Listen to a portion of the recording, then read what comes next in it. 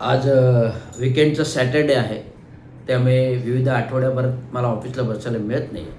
तर आज शनिवारी ऑफिसला बसल्यानंतर विविध प्रकल्पीय कामकाजाबाबत आढावा घेतला.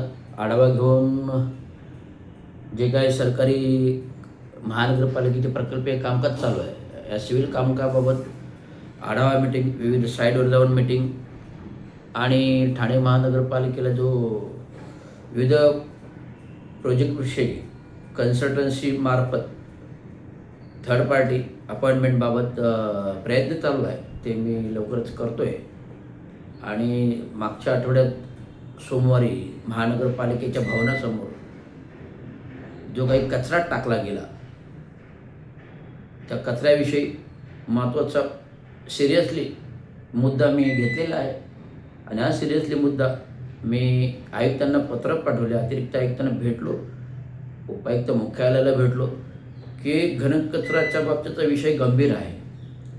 तर आपल्याकडे एक मोठी कंपनी आहे जी घनकचरा विघटन करते, विल्हेवाट लावते आणि दुर्गंधीही सुटत नाही, अशा प्रकारचा प्रकल्प आहे.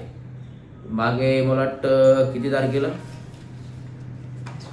मागे 20/3/2025 मार्च महिन्यामध्ये जेव्हा वाघईमध्ये विविध कचरा आगी लागल्या आणि कचरा डंपर्स गाड्या बंद झाल्या कचऱ्याच्या, आणि वाघई परिसरात दुर्गंधी आणि धुराचं साम्राज्य, जो कचऱ्याला आगी लागल्या रात्री आयुक्त रोडे, उपायुक्त अतिरिक्त आयुक्त रोडे हे सुद्धा रात्र वाघईमध्ये प्रेझेंट होते याबाबत.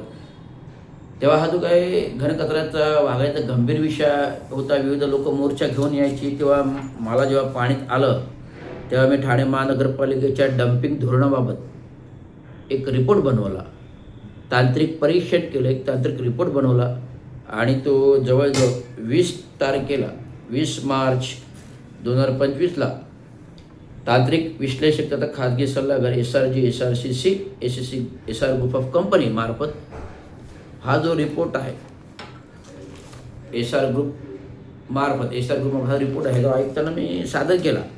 आणि आत्ता सोमवारी जो काही प्रकार झाला ठाणे महानगरपालिकेमध्ये, आयुक्त प्रेझेंट होते काय बिन दालनामध्ये, तरी जे कोणी कचरा आणून टाकतं आणि ह्याबाबत जी घटना घडल्यानंतर मनीष जोशी अचानक आजारी पडतो.